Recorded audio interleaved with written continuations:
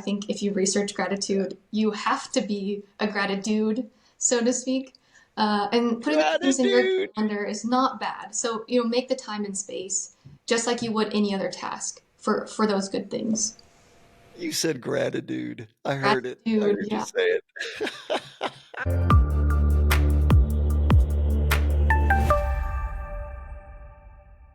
Welcome back to SmarterUmedia, the only place we know of that guarantees to make you smarter in 2 minutes, or I guess we'll give you your time back, something like that. We celebrate gratitude every day here at SmarterUmedia, but today we have an expert, one of the true rising stars at the Rawls College of Business. She's been featured in Psychology Today, Forbes, CNBC. I mean, truly, she is the Beyonce of workplace research. With us today is Lauren Locklear. Welcome to SmarterUmedia. Thanks for having me. Excited to be here. It's always nice to be compared to Beyonce. I mean, right? I don't know if I can live up, but I'll put on my Sasha Fierce for this interview. I would like some singing. We'll do a little duet at the end of this whole thing. All right, we spend no time not getting to the 2 minutes. So you brought something that's going to help us, enlighten us, and get us started into our day. So Fabulous Chicken Timer is right here where I get to add 2 minutes. That's one, and that's two. So Lauren Locklear, make me just a little bit smarter. Okay. So, what I want to tell our audience today is that we all know gratitude and appreciation are good, but I really want to stress that gratitude and appreciation make even more of a difference in our workplaces than you might think it does. So, we know that gratitude and appreciation are very important to strengthening interpersonal relationships and Right. making our employees feel valued. But the research might suggest and might surprise you just how important these thank yous and I appreciate yous and I see yous are. So, first, some of my research recently has shown that when leaders express their gratitude, it can actually have this cascading effect of gratitude in the workplace. So, Mm, a thank you can beget a thank you down the road. So, right. especially for those high level leaders in organizations, saying thank you publicly where other people can see you and witness that, that can actually beget more of a grateful workplace, trickling down to mid level and lower level employees in that Sure. workplace. And this research also tells us that the reason this happens is it actually allows those employees to see their workplace through a more grateful lens. So we call this grateful attention. It allows individuals to actually notice more things to be grateful for, whether that's their coworker, helping them or saying something nice to them. They're instead of just looking at it like that's their job, they're going to see this as something that's worthy of a thank you and feel really grateful for that. My research also tells us how to express gratitude at work and how to show people we appreciate them.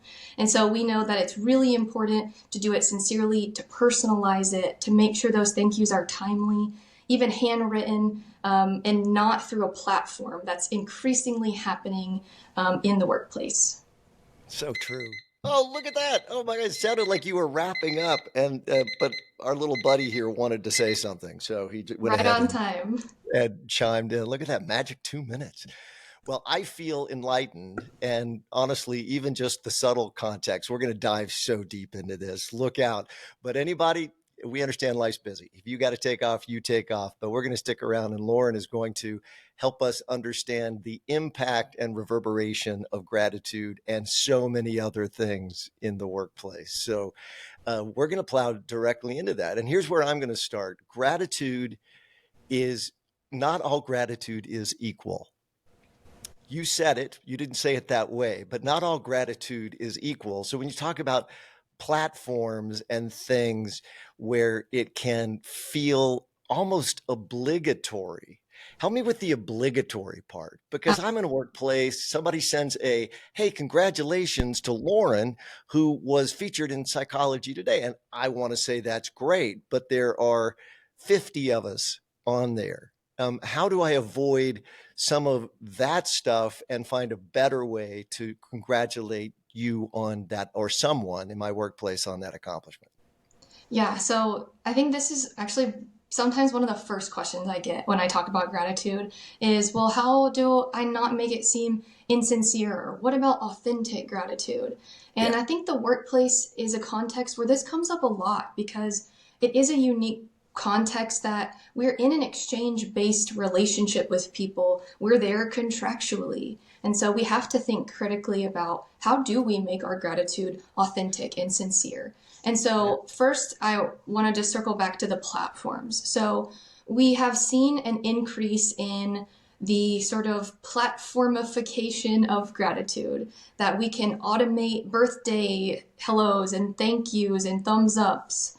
And that has recent research has been coming out. Adam Presley has an interesting paper from the University of Waterloo that shows that this platform nature of gratitude and appreciation actually just doesn't work. It doesn't make people feel appreciated, and people know that it is obligatory, that we're doing it because I have 6 coins I have to spend this semester on the Yeah. platform.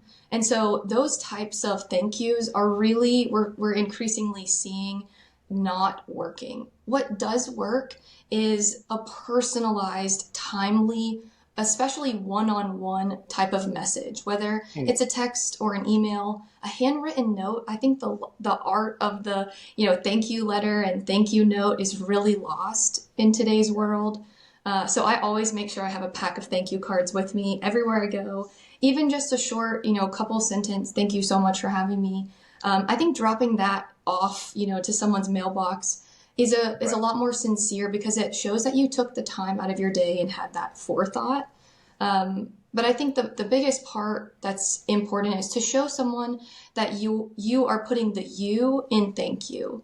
And so Sarah Aljo has interesting research that shows us that we have a tendency sometimes to make a thank you about ourselves, about, I got so much out of Yes. that thing that you did for me. Yes. Or Yes. what you did is great for the College of Business, but really putting the you in the thank you. So what did that Yeah. person do? What was the Yeah. action that they did? Do they have a certain skill or personality trait that you want to highlight? Wow, you are such a great teammate. That was such a helpful action. That was really caring of you. Whatever you can do to highlight that other person, that will also add to that sincerity and personalization and make the gratitude even better. And go the longer mile. Yes, better than thank you. But what do you think of me? I am an absolute believer. It's amazing, honestly, if you think about it, that interpersonal relationships, which are what life is. I mean, it breaks down to what life is everywhere, all the time, all the stuff, and everything else is incidental in some sort of way to our relationships. The fact that we need to have an entire area of study in the workplace for us to somehow revitalize and find a way to interact with each other. How do you find that in the research? In other words, where is the sort of historical perspective that helps me to understand the way that we developed in a society of business, entrepreneurship, and the like, that gets us to a place where we have to go, whoa, somebody's blowing a whistle and there's a cop on the corner to say, stop a minute and be a human. Yeah, I think if you look at management research and the history of us trying to understand the workplace, we really started by thinking, how can we squeeze the most productivity out of every worker? Yeah. And, let's see how fast we can make this production line work. But what I think, especially now, researchers are thinking about and leaders are understanding is the workplace on a conveyor belt is pretty much gone. And Yeah. all of the work that we're doing is in teams. It's relying on others. We're interdependent with people face to face and in computer screens all over the world, sometimes and in different time zones. And instead of, the oil on the conveyor belt making things go, interpersonal relationships is kind of the social glue and social oil, so to speak, of today's workplace. And so figuring out the levers that we can pull to make those relationships stronger and better and higher quality, broadly speaking, is really important, especially with knowing things that like bad behaviors, mistreatment, rudeness are on the rise in today's workplaces. So, Mm. things we can do to reduce those bad behaviors, strengthen relationships, and just make kind of the workplace go round is really important, because we know downstream that does lead to productivity. It does lead to a better workplace. But, culture and the way people treat one another is kind of that foundation in the modern day workplace. All right, let's follow the metaphor. So let's start pulling the levers, right? So, what are the particular things that I can do that start helping me sort of get on the better paths? We start with gratitude, which I think is a beautiful launching pad. And we should get into what that means in your life, not just your workplace, but we'll do that a little bit later. So, let's just take the workplace. Let's stay there and say, okay, so yes, a thank you is really great. Being gracious, that's terrific. Beyond that, what's the next lever that I can pull that helps me deal with my workplace better? Yeah. Another area that I research is interpersonal mistreatment. And we know from research that a lot of times at work we're depleted. We feel maybe tired, or we're stressed. We have too much work going on. And this leads us to this state of what we call in research depletion or resource loss. And Mm, sometimes when we're in these states of depletion, we're tired, we're just kind of cognitively, not present. That leads us to maybe say something rude or give someone the cold shoulder. Even if we don't mean to, it kind of just slips out. Maybe we're in a bad mood, or we're not just being present, we're not in that right headspace. And so there are lots of things that we can do to try to regain those resources and try to be in a better place. There are small, short interventions that we can engage in as individuals. Or if I'm a leader, I could, start my work team touch base with these types of resource enhancing interventions. So one of the things I have studied, of course, because I love gratitude, is can gratitude interventions actually reduce interpersonal mistreatment behaviors like gossip, ostracism, and incivility? And we know yeah. that even journaling for just 10 minutes about what you're grateful for can actually reduce how rude, how much gossip you engage in, and how ostracizing you are to others, because it enhances those personal resources that I mentioned. Another work in progress looks at what I call a nature or biophilic intervention. So just going outside to sit in and notice nature for 10 minutes a day is another way to replenish resources and prevent us from engaging in those bad behaviors at work. So sometimes we just need to recenter for 5 or 10 minutes when we're feeling a little depleted. Take that time to recognize, maybe I'm not in the best headspace today, or maybe I'm a little tired. I'm feeling that depletion. So let me take a minute to kind of recharge, reset, and, make myself feel better so I'm not acting badly. Those are great suggestions. And so if I'm the CEO of the company, I can build things like that into the environment. If I'm not, even in my cubicle, I can really make sure that I take time for that. And I tell you, knowing how the workplace works, 10 minutes sounds like an eternity. We say we'll make you smarter in 2 minutes. And I think most people who come on the show are shocked how long 2 minutes actually is. Well, 10 minutes is ambitious. I know that I try to sometimes say I'm going to journal for 10 minutes, but there are tons of ways that are even smarter, faster, and might get me there. Help me with some of those. Absolutely. And I know that in the workplace, 10 minutes sometimes feels like a lifetime to take a break or something. So we can build Yeah. these small resource enhancement type of interventions or actions into our workday. There's research that shows that even just bringing the outdoors indoors in small ways can help build our resources. So even just having plants and representations of nature like pictures and just greenifying the workplace a little bit can help us just feel a little bit more centered and have those resources. Starting a Yeah. meeting with something that everyone is grateful for is a way to quickly, infuse gratitude into your work team. There's also the ability to kind of make physical space for gratitude as well. Maybe like a kudos or a thank you wall where we just put sticky notes up to say, hey, this person did this nice thing for me. And by making physical space for gratitude, we also kind of make that mental space in ourselves and in our culture for gratitude. There are lots of other small things that I've suggested when I speak with organizations, like a Slack channel dedicated to gratitude. So it's just a quick fire off a message. hey, Yeah. Steve was so kind and, did this really nice thing for me, and I just want everyone to know. And so we can incorporate these really good things into our workplace in ways that it doesn't require us to sit down and stop for 10 minutes. It could take 30 seconds to fire off a Slack message. Yeah. And I love the 10-minute, the idea, and honestly, getting outside. When you talk about that and the impact that has, just no question, right? There's just so much research, so much, yet why we don't do it. If you're going to lunch and you were planning just to stay in the building, but you just build in 5 to 10 minutes to get a little sun, a little vitamin D, a little bit of that, the impact that has on every bit of your being is huge. Exactly. Yeah, And take that lunch outside. yeah, just walk, get out there for a minute. It is impactful. A couple of things that I love, this is part of my own personal practice, includes the simple meditation that's just breathing in. So I breathe in and I breathe out and I smile. I breathe in and I breathe out and I smile. If I do that 2 or 3 times, I feel so much better. And also, neurologists have found that if you look to the left and look to the right 5 times, just do that. It's a brain reset. And I know that sounds kind of crazy, but it just really works.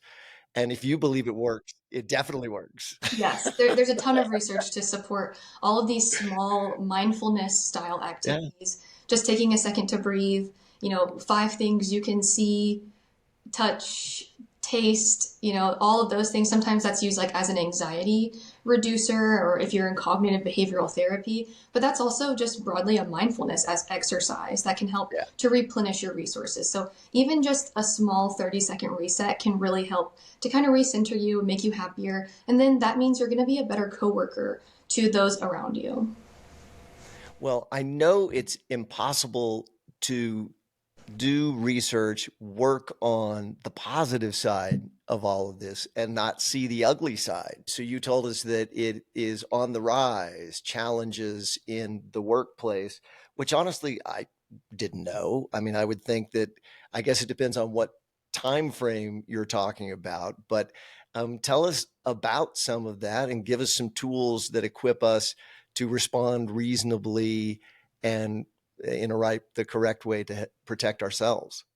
Yeah, post COVID, I think we heard a lot about, let's say the airline industry, passengers being Mm, more disorderly or rude to one another than ever.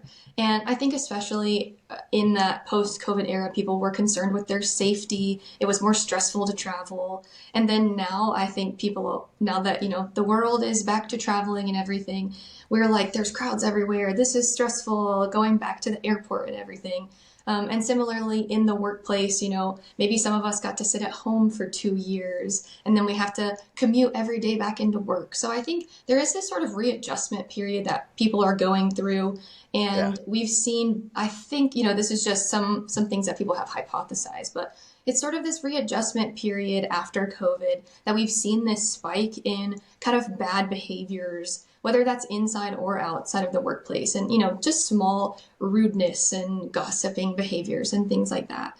And so I think there's lots of things that we can do to kind of protect ourselves, but Right. also to keep us from being that bad guy that we don't want to see in the workplace. And so Here, here. um, Yeah. anything we can do to strengthen our relationships with others, if we care about the well-being of other people, we're much less likely to mistreat them because that's at odds with us wanting to, want the best for them and wanting to act pro-socially towards them. And so just getting to know your coworkers on that personal level and seeing them as people, as humans, not just the person that does the, accounting stuff in the other department, but really getting to know, hey, you have 2 kids, how are they? Like just taking that extra second to see them as a person rather than just, another cog in that organization. And then, sleep, the research on sleep is so clear that when we Yeah. aren't sleeping well or we're not taking the time to really rest and recharge, that we're going to act badly.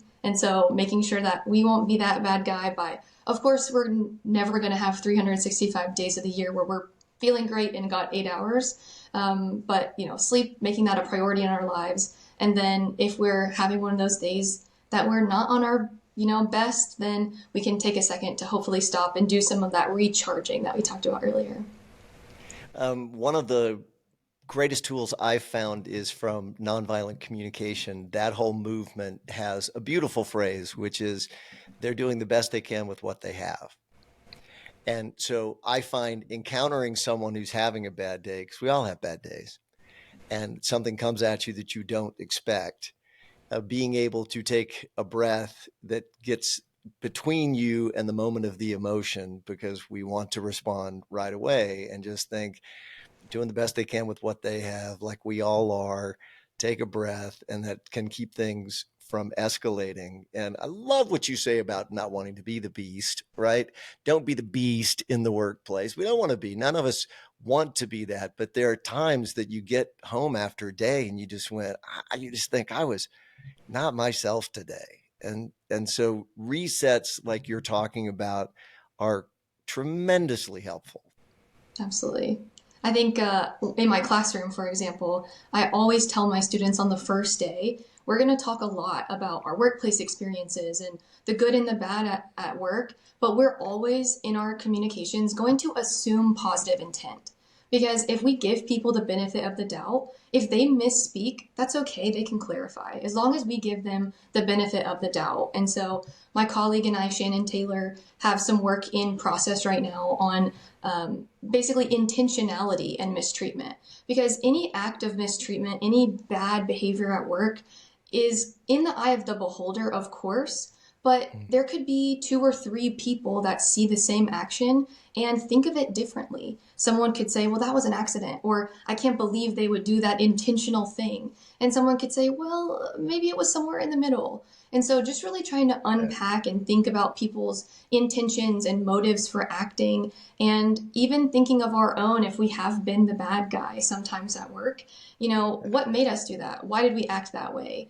And after the fact, maybe thinking through, well, that's what got me in this situation to act badly, and I can correct that later. But I think giving people the benefit of the doubt can allow us to have that dialogue and communication rather than just assuming that they meant to harm us. And then we can't move past that just as well, Yeah. but not have that dialogue like you're saying.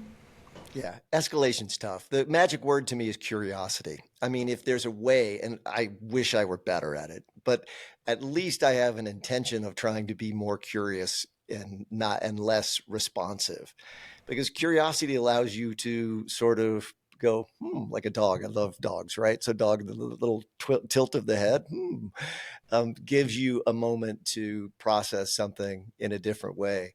I love what you talk about when you say that people actually see things differently. It's remarkable in this SmarterUmedia stuff how many times I've referred to the old Asian film Rashomon. And I don't know if you know it, but I, essentially it's an event, a rather horrific event that 5 people witness. And the whole movie is seeing each of what that person witnessed all the way through. And then number 6 is what, quote, really happened. And of course, it's not what any of them saw. Well, wow, that's life. that is life, and that's exactly what I'm researching. So I'm going to need to watch that movie, I think. Oh, yeah, it's an oldie but a goodie. Well, I think we can maybe pivot a little bit to start getting into some of the our individual lives. So I feel like we talk about things because maybe this is how humans have to do it. We sort of divide things, like there's a my life at home and my life at work, and they're somewhat different, but they're exactly that. I mean, they're you, right, and your experience. So when you take something from work home, you're a human. When you bring something from home to work, you're a human. And I think if we think we can separate any of those things, we don't. So, what practices in our daily lives can bring us at home in a better way to work? And then when we get back from work, have our resets at home as well. Yeah, I started out this 2-minute talk by saying gratitude and appreciation are even more important than you think they are. And I have a work in progress that shows if we feel grateful at work, even if there are two types of people, there are people who say that they're integrators, that they, like to integrate work and home, and there are boundary separators, people that they want to leave work and home at home, and those don't cross. Even if you think you're a separator, if you feel grateful at work, you bring that home. You're Yeah. more likely to express that gratitude to your partner, and that actually downstream will strengthen the quality of your relationship and reduce conflict with your relationship partner. And so even if we think we're leaving work at work, we're typically not, but that can be for Yeah. good things as well, because lots of the research has shown this sort of kick the dog phenomenon, that if there are bad things that happen at work, sometimes we bring that home and unfortunately might, take that out on our partner or our kids. And in this way, we kind of flip the script and say, we bring the good things home too. And so I think it just really underscores how important it is to be the person that makes someone feel grateful at work and to try to foster those grateful experiences, because we can take those home and that can positively impact our home life. There's lots of other things that we can talk about too that we can do to be the better version of ourselves at home as well. Yeah, well, let's unpack it. Why not? I would love to sort of things and put you on the spot. What do you do? I mean, I'll be honest, I feel like it's really easy to talk about this stuff. I feel like it's a lot easier to talk about this stuff than it is to live this stuff. So let's be honest with ourselves today. Let's sort of say, okay, what do you do? What do you aspire to do? And what's the hardest thing that you don't always get to? Yeah, I think that's so realistic to say that it's easy to talk about these things and we're always going to want to aspire to be a better version of ourselves. But, we don't have Beyonce's 24 hours since we started talking about her. So, what Yeah, can we right back talk to about? Beyonce. The research on interventions, specifically positive psychology interventions, ways that we can kind of have a higher well being as individuals, tells us that there's something called the hedonic treadmill. And so over time, we actually get used to these different things that we might do, these practices we might engage in to feel better and have better well being. So it's actually very normal for us to engage in these things a little bit at a time and take a break and pick it back up when we're feeling down. So for anyone who's like, I just can't stick with my gratitude journal, that's okay, that's normal, and it actually might be Yeah. good for you to take that break. So I'll tell you what I do. I love to gratitude journal, but I'm not doing that every day. And the research doesn't really suggest you should be doing that every day. Uh-huh. It's good to have, a week or two where you're really having this practice, because it allows you to see new things that you wouldn't necessarily see in days 1 through maybe 5. You can come up with, if you're trying to find something new for 2 weeks, you're really going to have to think, wow, I have a roof over my head. I'm so grateful for that. You're going to get creative and see kind of that grateful lens. So I go through phases with my gratitude journal, but I also, especially in my personal life with my personal relationships, I really like to especially text my friends and family and just tell them how grateful I am for them, even in like funny, silly ways with emojis and like, so grateful for you because otherwise I'd be having a minty bee right now with this project or whatever.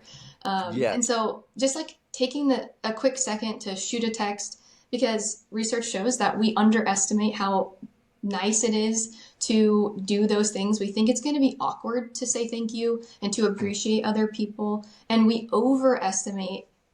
underestimate how much they're going to appreciate that and how impactful it is to them, and then it strengthens your relationship. So I'd like to take a moment and do that.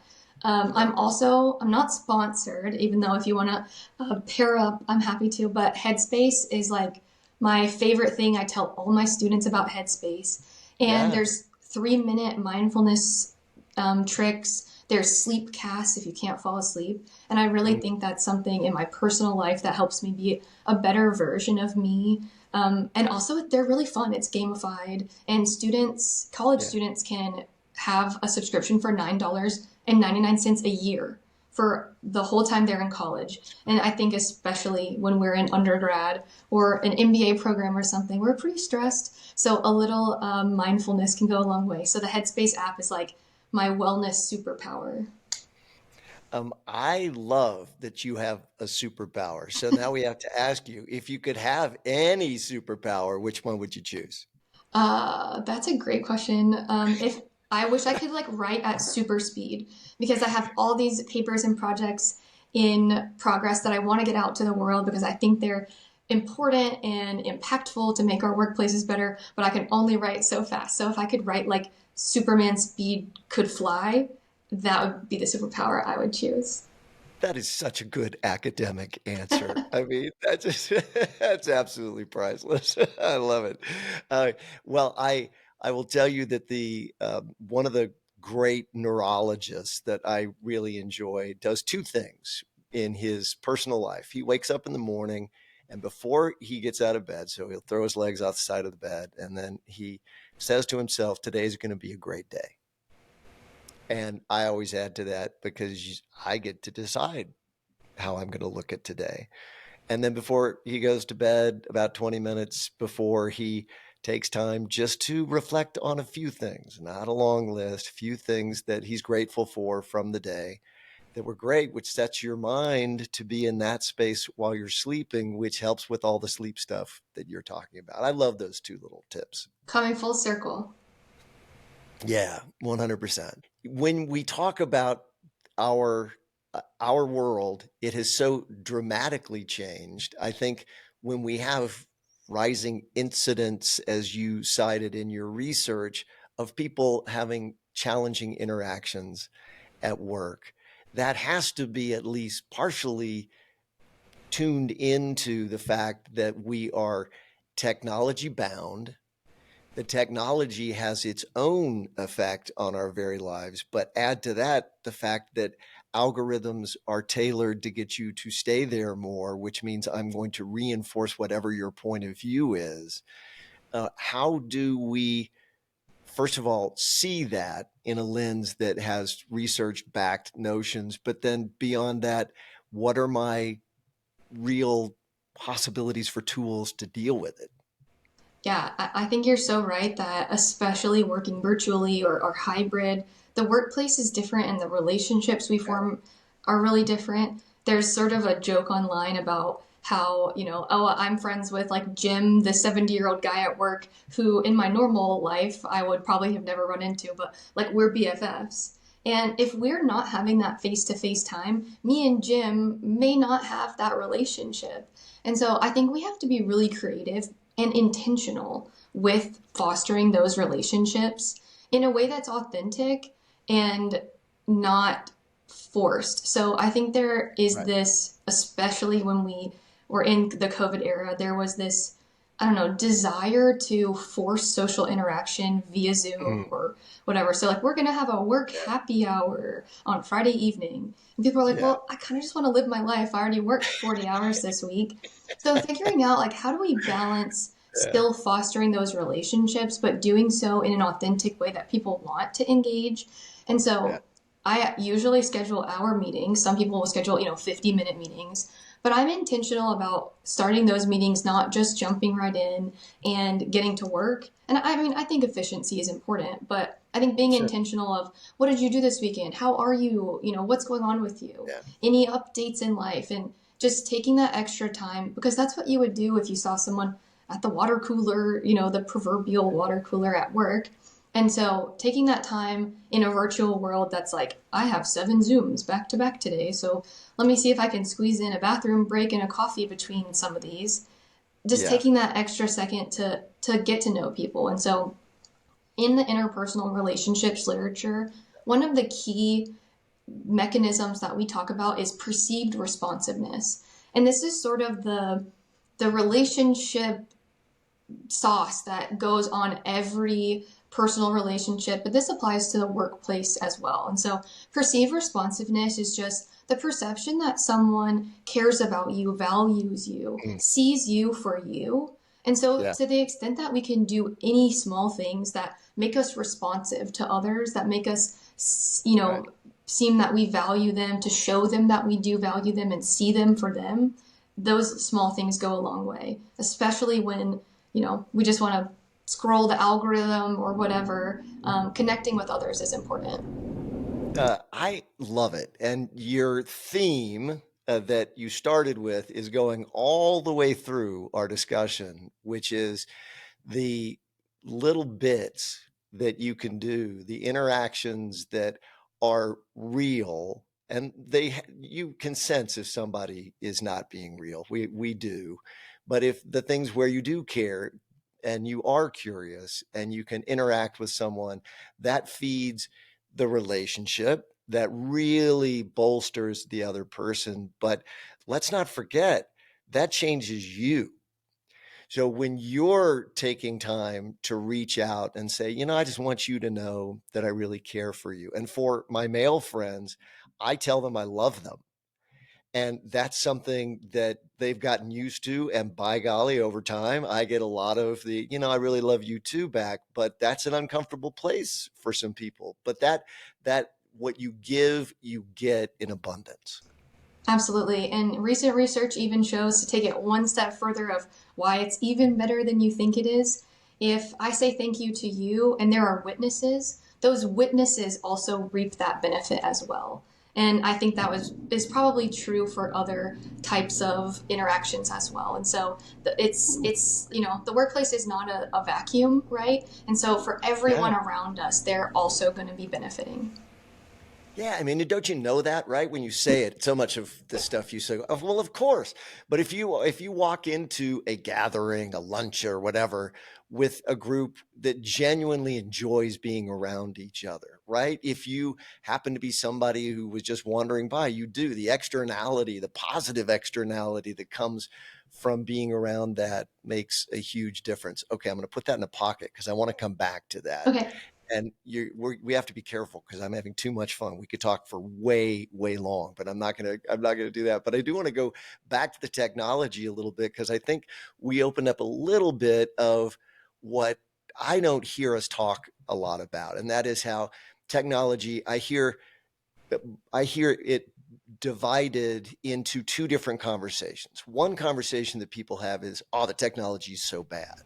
The other one is, "Oh, the technology is so good because of what it does." And I think it's both. And I think that actually reaches not just into the what you do, but our relationships. After we finish here today, I promise you, I will feel like I've had a really wonderful time. And I'm sure anyone who's paying attention and watching this today will feel like, oh my gosh, I feel like I've been with people. I don't think that's not real. I think it's real and it can be really positive. What you mentioned as far as a back to back to back to back Zooms where you have those kinds of meetings, that feels a little to me like a prison sentence.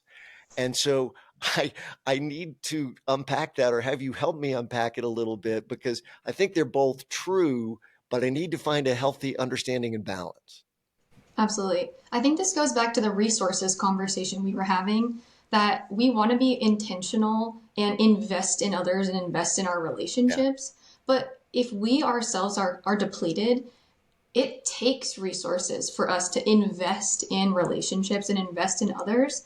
And if we don't have those extra resources to do that, then we're not going to be able to show up our full selves in our fourth Zoom meeting of the day. We're going to be like, my brain is jello. I've been looking into the blue light for hours. Like, I'm barely going to make it through this Zoom. So, first, if to the extent that we can build in a little bit of time and maybe not have 7 back-to-back Zooms. I think some days we just have those types of days, Yeah. but it will allow us to probably be more efficient workers for that day, but also to be better versions of ourselves for those people that we're interacting with. But I agree that there's too much of a good thing in both ways, of like, no technology, well, do I send a carrier pigeon to contact you and tell you thank you? Versus full technology, there's it's too much of a good thing on either side. And so obviously we need Yeah. to like self-monitor and balance on both ends, but there are great things that come out of having the Yeah. opportunity to be in contact with people at the, touch of our fingers, but at the same time, Right. that is also bad because I could be on my phone or on the computer for 12 hours a day.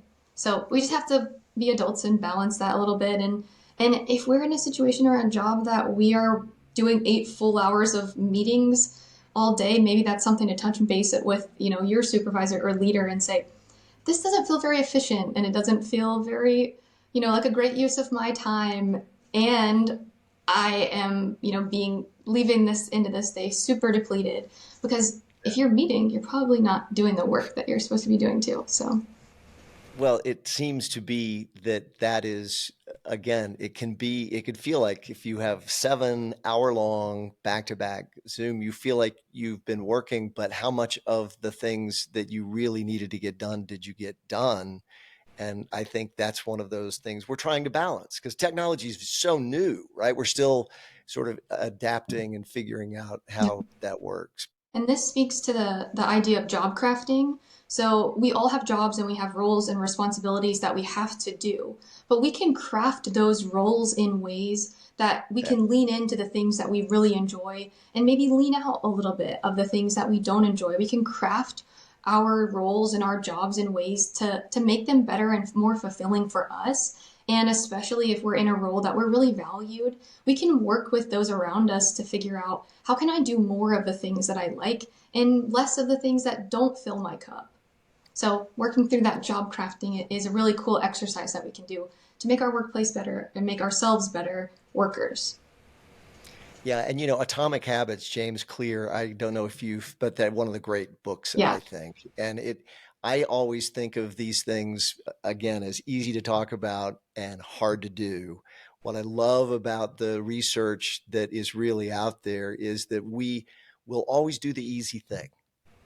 We just do the easy thing. We can think we have willpower, but willpower does not win. It's good to have it. It's good to try to exercise it. But honestly, make the things you want to do easy to do.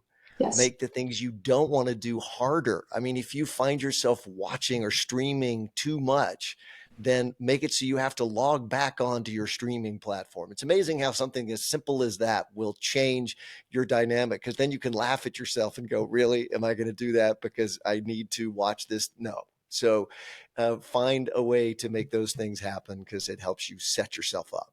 Yeah, and even, if we want to do more of the thing that's hard for us, it takes thought and time for us to, write thank you notes or go out of our way to, thank someone, appreciate someone, tell them how much we value them. And so we can even put calendar reminders and, hey, I should probably take an hour on this Friday and write some thank you notes. Or it Yeah. might seem instrumental to us, but it doesn't have to the person that's getting that thank you note or that email that you're writing. And so I always try to even put things like that in my calendar and on my to-do list because I really find those things important. And also, I think if you research gratitude, you have to be a gratitude, so to speak.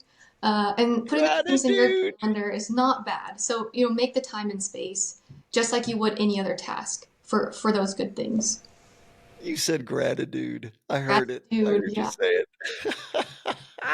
That is just absolutely fantastic. All right. Well, we could talk forever, and there were many things that I'm sure we can talk about next time you come and spend time with us. You know that we end by sort of asking you to help us curate our information better in the information age. It's sure nice to have people share the things that make their information quest a little better. So, do you have something that you can help us out?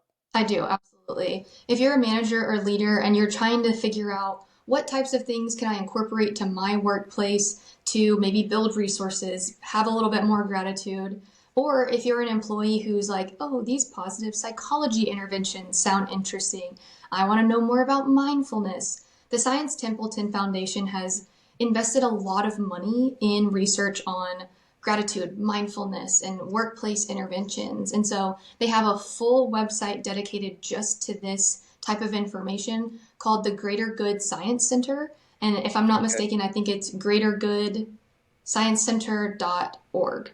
And so that is hosted by the Science Templeton, the Templeton Foundation, and it has great resources for leaders and for employees. So definitely check that out. I think it's incredible how much is on there for free.